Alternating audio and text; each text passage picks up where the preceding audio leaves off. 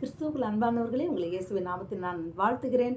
இந்த 40 தவக்காலங்களில் 40 என்ற எண்ணை குறித்து பார்க்கிறோம்.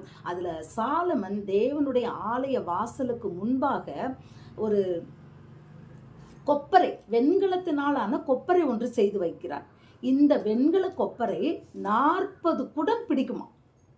அநேக தூண்கள் செய்கிறாரு, அப்புறம் ஆதாரங்கள் செய்கிறாரு, 10 ஆதாரங்கள். அந்த ஆதாரங்கள் மேலே, வெண்கல ஆதாரங்கள் மேலே இந்த தொட்டி இருக்கிறது. இந்த கடல் கொப்பரைகள், இந்த வெண்கல கொப்பரைகள் இருக்கிறது. ஒவ்வொரு வெண்கல கொப்பரைகளும் மொத்தம் இந்த பக்கம் 5 பண்ணால் 10 அந்த ஒவ்வொன்றும் 40 குடம் பிடிக்குமா. இப்படியாக சாலமன் தேவனுடைய ஆலயத்துக்கு முன்பாக அவர் செய்கிறதுல வருது. பிரியமானவர்களே, நாமும் ஒவ்வொரு நாளும் 40 என்ற எண்ணெய் குறித்து தியானம் பண்ணுகிறோம்.